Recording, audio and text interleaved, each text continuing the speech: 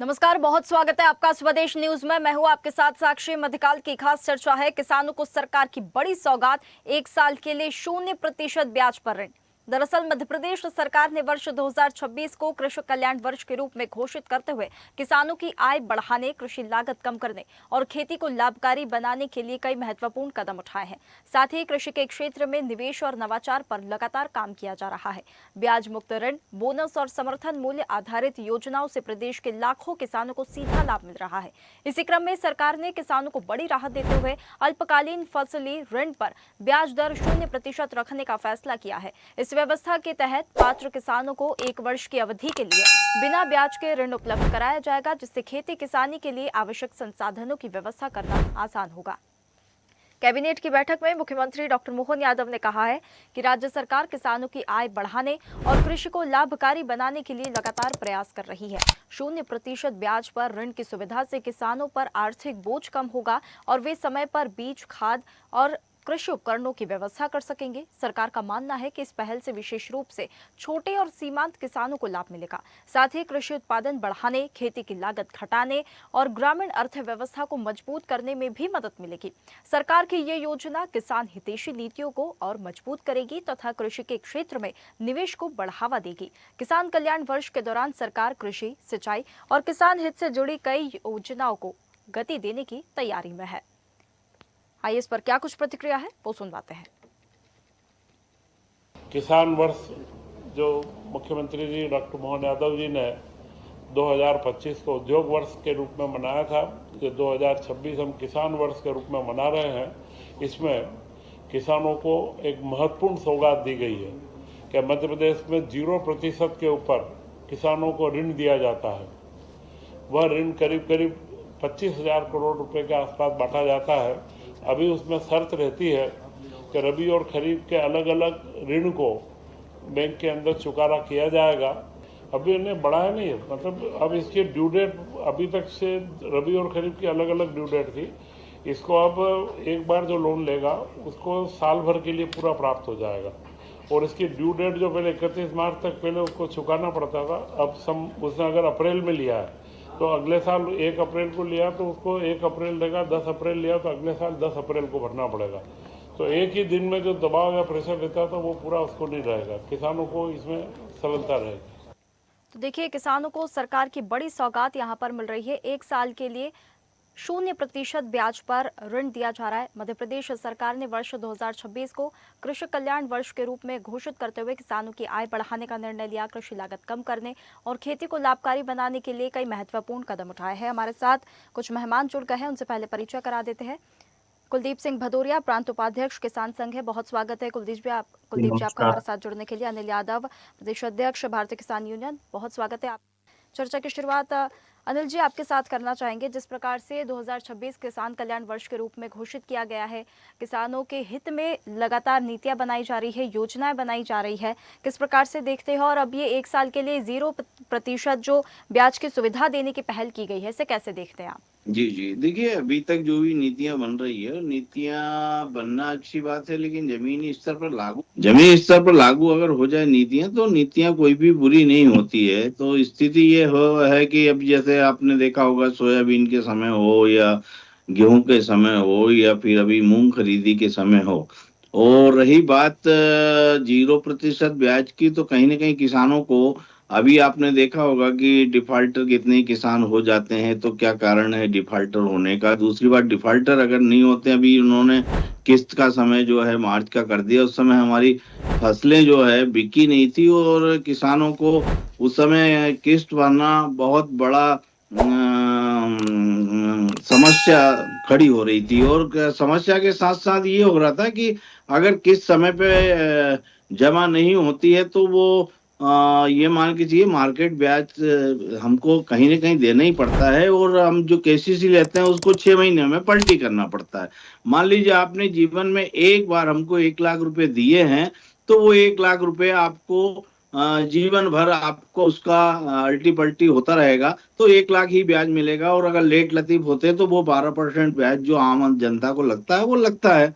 तो कहीं ना कहीं हम तो ये बोल रहे हैं कि ब्याज पे पैसा लेना ही क्यों, 0% पे लेना ही क्यों, सरकार से लेने की आवश्यकता क्यों पड़ रही है, सरकार क्यों लोन दे रही है भाई, केसीसी की बात क्यों कर रही है, कर्जे की बात क्यों कर रही है, कर्ज मुक्त किसान क्यों नहीं हो पा रहा है, ये हम चाह रहे हैं कि कर्ज मुक्त हो किसान, 0% की बात भी ना हो और कर्जे की बात भी ना हो।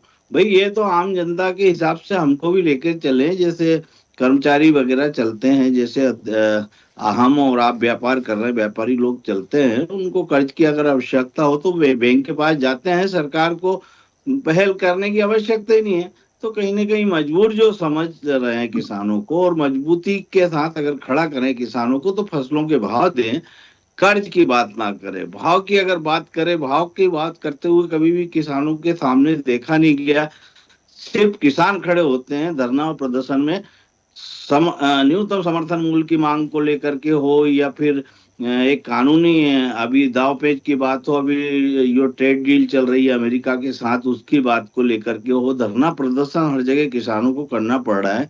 तो हम ये चाहते हैं कि किसानों को धरना प्रदर्शन से बचा जाए, ठीक है। उनको समय खेती कुलदीप में जी से भी इस अगर पॉइंट को लगा। थोड़ा सा समझ लेंगे। कुलदीप जी, ये जो ऋण पर 1 वर्ष तक 0% ब्याज की सुविधा देने की जो पहल सरकार ने यहाँ पर की है, कैसे देखते हैं आप इस पहल को? क्या पूरी तरह से कर्ज मुक्त तो देखिए होना ही चाहिए, 0% ब्याज पर भी क्यों यहाँ पर लोन लेना पड़ रहा है किसानों को, और सरकार क्यों दे रही है लोन? पूरी तरह से कर्ज मुक्त होना चाहिए, जिस प्रकार से अनिल यादव जी ने सारी बातें कही है, आप बिल्कुल इत्तेफाक रखते हैं इन सब बातों से? बिल्कुल साक्षी जी, अनिल जी ने जो बात कही है कि वास्तव में किसान को कर्ज मुक्त होना चाहिए, आखिर उसको आवश्यकता क्यों पड़ती है कि उसको बार बार सरकार के सामने या बैंकों के सामने जाकर के कर्ज लेने की आवश्यकता पड़ती है? बिल्कुल बिल्कुल भी नहीं कर्ज की आवश्यकता होना चाहिए। सही बात यह है, ठीक है ना, मैं सरकार के इस कदम का स्वागत करता हूं कि जब तक कुछ नहीं है तब तक उसको कुछ सहयोग मिल रहा है। 1 वर्ष के लिए उसको सरकार ने बिना ब्याज का ऋण दिया है। लेकिन अनिल जी की बात को ही आगे बढ़ाते हुए मैं कहना चाहता हूं कि सही बात है, किसान संपन्न इससे तो नहीं बनेगा कि केवल हम उससे ब्याज न लें। किसान संपन्न तब बनेगा वो बैंक के पास उसको आवश्यकता ही ना हो जाने की कि हमें ऋण चाहिए, वो सारे अपने खर्चे सक्षम हो चलाने में, चाहे वो पारिवारिक खर्चे हों, चाहे खेती किसानी से संबंधित खर्चे हों, चाहे कोई दूसरे खर्चे हों। वास्तव में जब उस दिशा में सरकारें बढ़ेंगी तभी जाकर के कुछ खेती किसानी का और किसान का अच्छा, लोन की ना लेना समस्याओं का पड़े हल होगा। कुलदीप जी, लोन ना लेना पड़े तो उसके लिए किसान संघ के पास क्या उपाय है, क्या होना चाहिए सब्स्टिट्यूट, इसका क्या सोल्यूशन होना चाहिए, किस ओर सरकार को आगे बढ़ना चाहिए?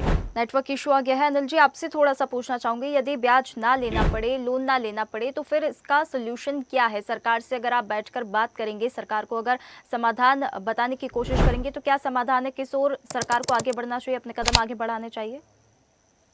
देखिए हम ये साक्षी जी थोड़ा सा जी, साक्षी जी, नेट का इशू होने के कारण मैं आपके प्रश्न को नहीं सुन पाया। कुलदीप अगर जी, आप आपके अपना पास वापस आऊंगी। अनिल जी। जी जी देखिए क्या हो रहा है कि हम ये बोल रहे हैं कि अगर फसलों के भाव एक बार बैठ करके किसानों के बीच तय कर लिए जाए कि खर्च निकालने के बजाय, हम ये बोल रहे हैं कि अगर खर्च निकल जाए हमारे और थोड़ी बहुत इनकम भी हो जाए, हम ये नहीं कह रहे कि हमें धीरू भाई अंबानी मुकेश अंबानी बना दीजिए और ये कर दीजिए।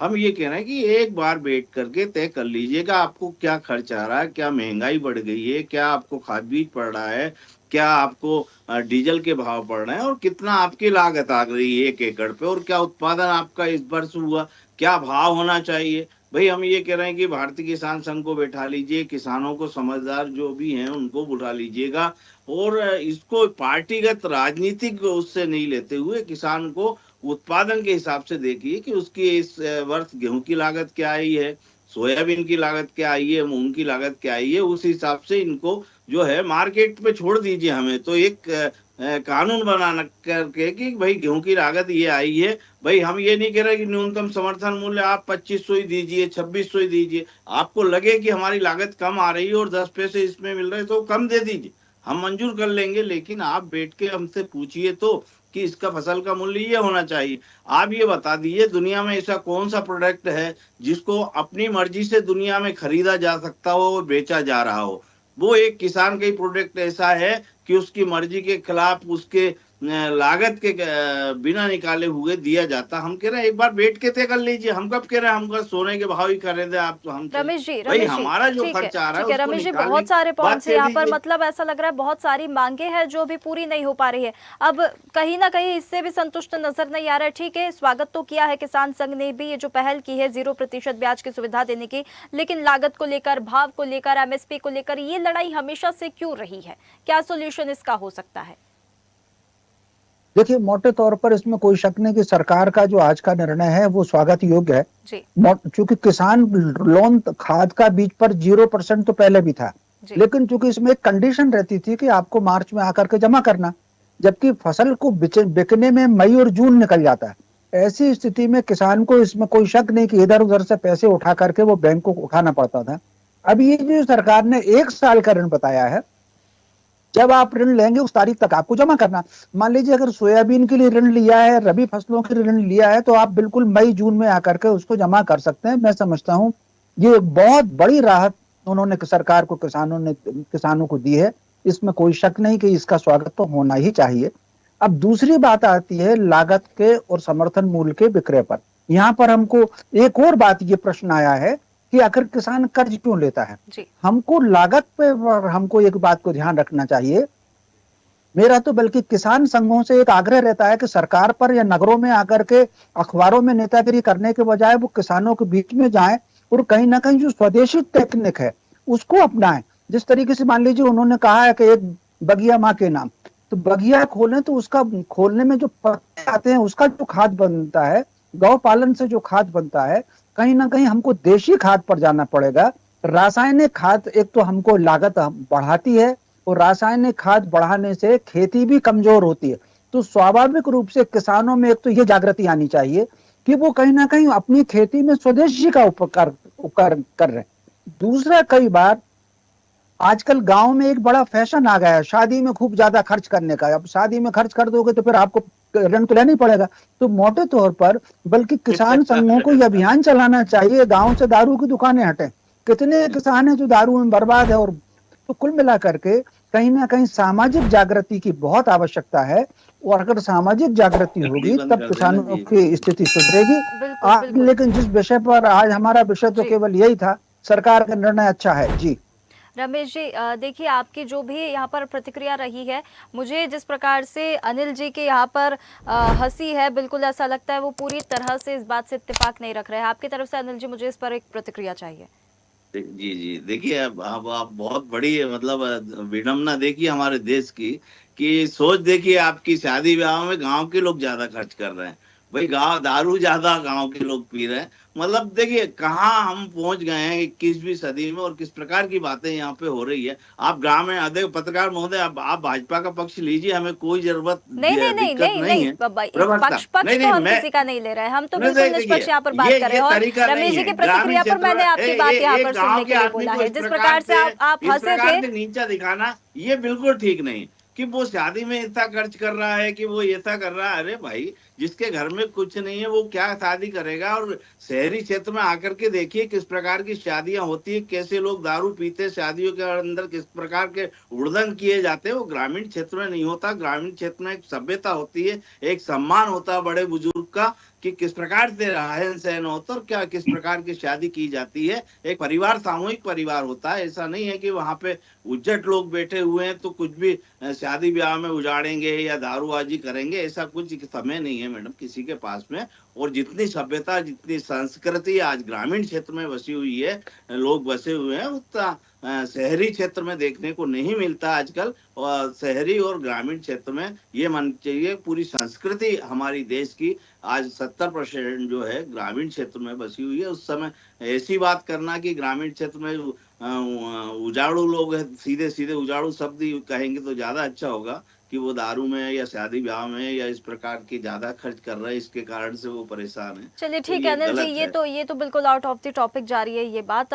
कुलदीप जी, नहीं एक नहीं, एक आप देखिए, आप देखिए, हम जिस परिवेश में आ रहे हैं उस परिवेश को आप गलत तरीके से लेंगे तो वो बिल्कुल ठीक नहीं है। कि आप इस प्रकार से ग्रामीण में हम रहते हैं ना, हमें मालूम है जी। कि वहाँ शादी किस प्रकार से हो रही है। शहरी क्षेत्र में भी हम रह रहे हैं, हमें मालूम है शहरी क्षेत्र जी। में क्या हो रहा है, वहाँ दारू किस प्रकार से पी जाती है ये भी हमें रमेश जी मालूम, कुछ और यहाँ कहना चाह दारू रहे हैं। किस जी प्रकार जी से। रमेश जी। नहीं, ये नहीं बोलना जी। चाहिए भाई, शहरी और ग्रामीण में फर्क रखिए, मगर ऐसा मत रखिए ग्रामीण में विकास कम है इस प्रकार से फर्क रखिए। ग्रामीण का ठीक है, पहनने का एक बार सुन लेते अलग हैं। है, नहीं स्कूल वहाँ के ग्रामीण के देख लीजिए, इस ठीक प्रकार है। का फर्क रखिए। सरकारों ने आज तक आजादी से बात तक अनिल जी ग्रामीण ठीक है, क्षेत्र में क्या आपकी किया बात और बिल्कुल शहर में बिल्कुल क्या आपकी किया बात ये समझ रहे हैं। रखिए। रमेश जी जी। देखिए, मैंने किसी की बात का खंडन नहीं किया था, मैंने अपनी बात कही। एक बात, दूसरी बात, ईश्वर की कृपा से और पूर्वजों के पुण्य से मेरे यहाँ खेती होती है। और कई वर्ष खेती पहले होती से है तो जब ऐसे मैंने एक आपके यहाँ दारू पी अनुशासन जाती बनाया होगी, तो आपके यहाँ शादी में खर्चे ज्यादा होते मुझे होंगे। ऋण की जरूरत नहीं हमारे यहाँ पड़ती। बिना ऋण के भगवान जी की कृपा से मेरे यहाँ तो ये खेती होती, कृपा तो पूर्वजों की रमेश जी कृपा से। और आपके ऊपर बरस रही है। हम सभी के यहाँ पर बात कर रहे हैं। 10 में से अगर 4 किसान भी परेशान है तो उनके बारे में तो सोचना पड़ेगा ना। बात वहां पे बस ये हो रही है। देखिए, मेरे गांव में वो किसान बर्बाद हैं जो दारू में हैं या शादियों में लाखों रुपए खर्च कर रहे हैं। जो कहीं ना कहीं संयमित जीवन जी रहे हैं और संस्कारों के साथ रह रहे हैं, उन किसानों के सामने कोई समस्या नहीं है। तो कहीं ना कहीं मोटे तौर पर सामाजिक जागृति की, रमेश जी थोड़ा संस्कारों सा की आवश्यकता मुझे है। ये बात थोड़ी सी समझनी पड़ेगी कि जिस प्रकार से हम किसान आंदोलन देखते हैं, धरना प्रदर्शन किसानों का देखते हैं, वो जो सड़कों पे आते हैं परेशान होकर, जो कर्ज में आत्महत्या करते हैं, मतलब वो क्यों आत्महत्या करे? क्योंकि वो दारू में और इन सब में वो बर्बाद है, इसीलिए। देखिए, कुल मिलाकर के आत्महत्या प्रसंग अलग हो गया। आत्महत्या व्यक्ति क्यों फिर तो करता है, दारू कहीं ना में कहीं पड़े रहना, अवसाद में शादी का करता है। प्रसंग भी तो बिल्कुल अलग हो गया आज के विषय से, वो भी तो बिल्कुल एकदम अलग जा रहा है, इसलिए मैंने ये चीज रोकी थी। बिल्कुल आउट ऑफ द टॉपिक जा रही है भाई। कर्ज का सबसे बड़ा कारण जो है, किसान के पास कर्ज का सबसे बड़ा कारण महंगे शादियां करना, महंगी शादी करना और दारू पीना। अगर ये दो चीज से किसान मुक्त हो जाएगा, आधा कर्जा उसका अपने आप खत्म हो ठीक है जाएगा। रमेश जी। आधे कुलदीप से जी, ज्यादा कर्ज का बर्बाद है सबसे इन बड़ा चीजों में। कर्ज का गहराई से सबसे बड़ा लीजिए। कारण क्या है किसानों के पास? कर्ज का सबसे बड़ा, कुलदीप जी, कारण क्या है किसानों के पास? मैं पत्रकार बंधु की इन दोनों बातों से बिल्कुल भी सहमत नहीं हूँ। सही बात यह है ना कि मैं ग्रामीण क्षेत्र में रहता हूँ। पहले तो एक बात का मैं जवाब दे दूं, पत्रकार बंधु ने हमारे ये प्रश्न उठाया था कि किसान संघ के नेतागिरी करने के लिए ये लोग यहाँ आते हैं। वास्तव में हम लोग मैदान में उतरते हैं और इस समय धूप में मैं बैठा हुआ हूँ, मेरे माथे पे पसीना भी हो सकता है, थोड़ा सा आपको दिख रहा हो, धूप के पास में बैठा हुआ हूँ, एसी में नहीं बैठा हुआ हूँ मैं। और आपने पिछली डिबेट में भी आपने ये शब्द कहे थे कि मुझे ऋण लेने की आवश्यकता नहीं पड़ती है, तब मैंने आपको जवाब दिया था, हो सकता है आप सक्षम किसान हो, आपके पास खेती बाड़ी ज्यादा हो, लेकिन उस किसान को, सीमांत और छोटे कृषक को ला करके देखिए कि उसकी स्थितियां क्या है। रह गई बात इसकी कि वो कितना खर्च करता है, आप देखिए आकर के उसके घर में, मैंने अंदर जाकर के उसके घर, उनके घरों में देखा है, किसानों के घरों में स्थितियां कितनी बेकरार हैं। साल भर के लिए ठीक से अन्न पैदा नहीं होता है, लागत उसकी नहीं निकल पा रही है। आप उन परिस्थितियों से, मुझे लगता है जो व्यवहारिक धरातल पर परेशानियां हैं, सम्मानीय पत्रकार बंधु मुझे क्षमा करिएगा, लेकिन मुझे कहने में बिल्कुल भी संकोच नहीं है कि उनसे आप अनभिज्ञ हैं। व्यवहारिक रूप से आप उस किसान के घर पर आप जाइए तो आपकी स्थितियों का अंदाजा होगा। और रह गया, मैं उनके कार्यक्रमों में जाता हूं और जाकर के देखता हूं व्यवस्थाएं कैसे, जैसे तैसे बड़ी मुश्किल से वो अपना खर्च चला रहा है और बेटी की और बेटों की शादियां संपन्न कर रहा है। और शराब तो हाँ थोड़ा बहुत प्रचलन है, हम तो ये कहते हैं सरकार को शराबबंदी लागू करना चाहिए, ग्रामीण क्षेत्र इससे कुछ हद तक मुक्त हो जाएंगे। लेकिन शादियों वाली बात से मैं बिल्कुल भी आपकी सहमत नहीं है। जैसे तैसे काम करा रहा, बेटी की शादी कर रहा है वो, और बिल्कुल। अपना शराब काम वाला चला रहा मामला है, तो ये बिल्कुल तो भी कुछ नहीं। सरकार का निर्णय है लेना, शराबबंदी कराना ये तो सरकार का निर्णय है। कुलदीप जी, अगर हम एमएसपी की बात हटा दें, हम ऋण की बात हटा दें, तो किसान की आय कितनी होती है? क्या है किसान की आय? वास्तव में कुछ भी नहीं है, ये तो थोड़ा रकबा उसका कितना है उस पर निर्भर करती है। लेकिन वास्तव में आय के रूप में देखा जाए तो साक्षी जी, निश्चित रूप से अगर जमीन के विषय में मेरा अपना ऐसा सोचना है कि अगर ठीक से जीविकोपार्जन करना है तो कम से कम उसके पास 50 एकड़ का रकबा अगर होगा तो किसान का जीविकोपार्जन ठीक से हो पाता है। इससे कम अगर आय है तो उसका जीविकोपार्जन होना संभव नहीं है। फिर जो थोड़ा बहुत खर्च होता है वो केवल और केवल वो पशुपालन के माध्यम से अपना करके और जैसे तैसे साल भर का अपना खर्च चलाता है। बस उससे को फायदा ये मिलता है कि थोड़ा सा अन्न गेहूं उसके लिए पैदा हो जाता है साल भर के खाने के लिए, और जो भूसा वगैरह होता है वो पशुओं के लिए हो जाता है। तो पशु की जो बचत होती है वो थोड़ी सी ठीक से बचत हो जाती है। लेकिन आजकल एक बात और भी आ रही है कि आजकल भैंस और गाय भी इतनी महंगी हो गई कि एक भैंस अगर 5 लीटर दूध प्रति एक समय की भैंस को अगर लिया जाए तो वो करीबन 1.5 से 2 लाख रुपए, तो वो भी उसके रेंज से बाहर जा रही है। लेकिन उसके बाद भी वो अपना जैसे तैसे खर्च करके मतलब हम मैनेज करके खेती, खर्च चला रहा है। किसानी, वास्तव में रकबा, इन सब की बातों को अगर लेकर चले तो अब तो एक और पशुपालन को लेकर भी यहाँ पर नई समस्या खड़ी हो गई है। अनिल जी, एक आपसे सवाल पूछना चाहूंगी, किसानों की आय दोगुनी करने की जो बात हो रही है, सरकार लगातार इस पर बात कर रही है, इसकी चर्चा होती जा रही है, आपको लगता है इस प्रकार की योजनाओं से ये सफल हो सकती है, ये जो लक्ष्य रखा गया है ये हासिल हो सकता है, या मददगार साबित हो सकती है इस प्रकार की योजना, इस प्रकार की नीतियां? देखिए, बात ये सरकार की नहीं है, कोई भी सरकार रही हो, अगर दुगनी की बात छोड़िएगा, अगर वो समानता भाव पे भी आ गई होती अभी तक 70 सालों में आजादी के बाद से अभी तक, तो किसानों की दुर्दशा नहीं होती। आज हम बैठ करके किसानों पर डिबेट, आत्महत्या पे डिबेट नहीं करते, खाद बीज पे डिबेट नहीं करते, उत्पादन पे भी डिबेट नहीं करते, भाव पे डिबेट नहीं करते, तो किसान जो है आजादी के बाद से, ये तो दर्शाता है कि उनको नजरअंदाज किया गया है सभी पार्टियों द्वारा।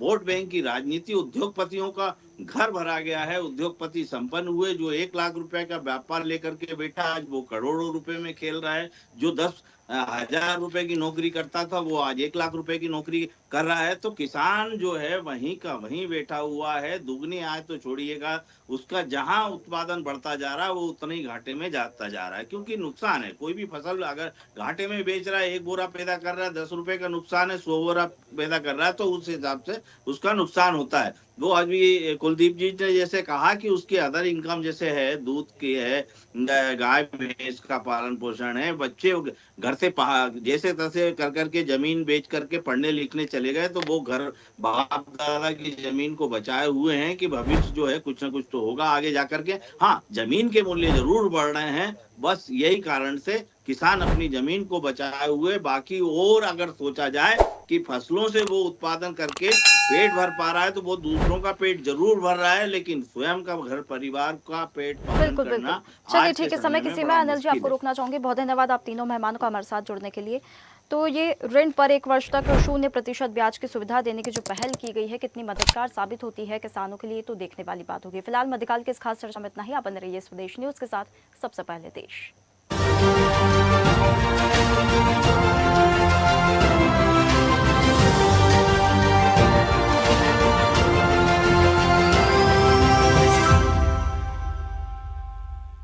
ताज़ा खबरों के लिए लाइक, फॉलो और यूट्यूब पर सब्सक्राइब कर बेल आइकन दबाएं। साथ ही हर अपडेट के लिए विजिट करें swedeshlive.com।